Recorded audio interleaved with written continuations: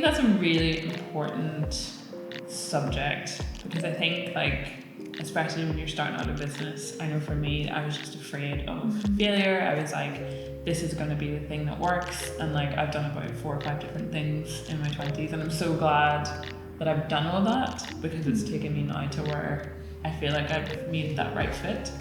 But I think I wish I was kinder to myself in terms of feeling like I was feeling. And I suppose it's defining what failure means to you. But I think it's just an inevitable thing, and I wish that we could encourage it more because it's the only way that you learn, and to give ourselves grace, and also just to help other people out when they feel like they're failing.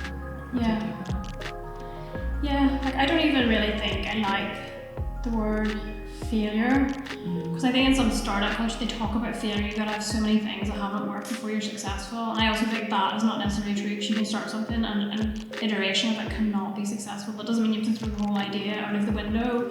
Everything is essentially a learning curve, isn't it? And it's if you're applying for funding and you don't get it, you haven't wasted that time because you spent the time articulating the idea and getting it on paper. And looking back now, 90% of the things that we've applied for and haven't got, they have still come to fruition at a later date. So yeah, you do have to get used to not succeeding.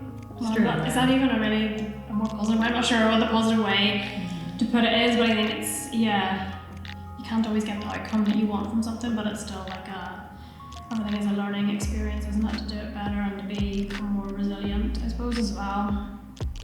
But without throwing everything out of the window just because you haven't been successful. I suppose it's redefining what failure means. I think it does sound really dramatic because it's you hear failure and it's have you messed up and you're bankrupt and there's a strong association to failure, where it could be just maybe you missed a deadline, or maybe you got a spell check, or maybe you didn't get that funding, Or you have a business idea that you just never really got off the ground. It might not even be that it failed, or it was right for you at the time, you didn't have the time and energy to put into it. Because most things will work if it's what people really want to do and they put everything behind it. And they're at that time, they're ready at that time in their life to do it. Yeah. So I think we shouldn't be scared of failure, but we also shouldn't celebrate it to the point where people